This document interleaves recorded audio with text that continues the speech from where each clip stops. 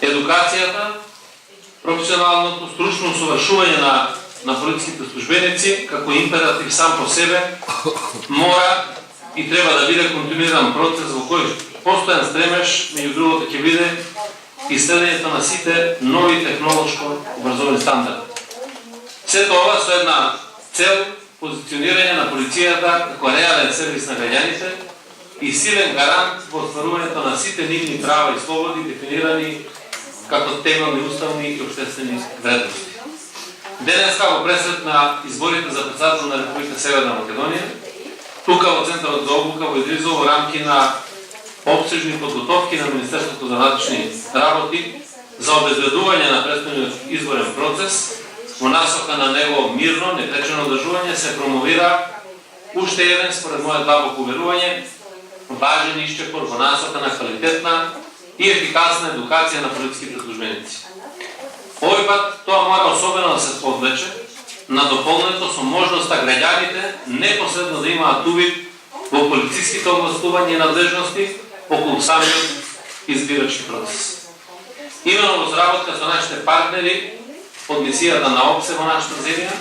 и од нивна страна ангажирана компанија се изработи апликација преку која во секое време може да се има точен увид во законската регулатива,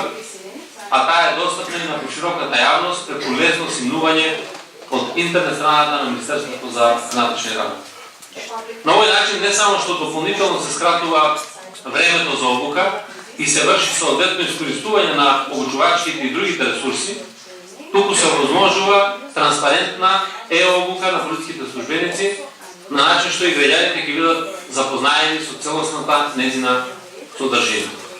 Благодарение на успешната и континуирана соработка на Министерството за внатрешни работи со мисијата на ОПСЕ,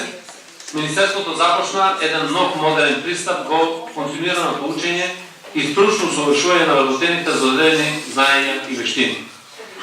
Всушност, токму овој проект е дел од концептот на учење при Центарот за обука на Министерството, што во соработка со мисијата на ОПСЕ успешно се реализира и унапредува веќе неколку години како незаобиколен дел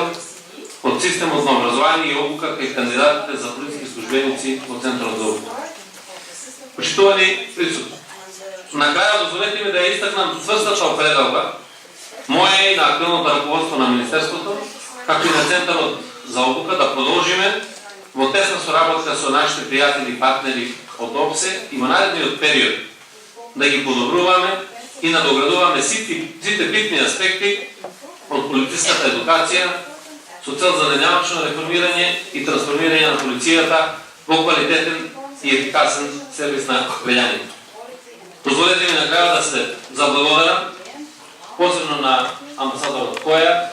на тимот од мисијата на ОПСЕ кои што неуморно работат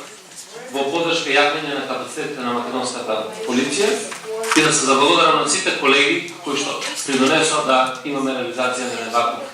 проект кој што верувам дека нема да биде единствен, туку само надоградување на сето она што го правиме, а ќе представува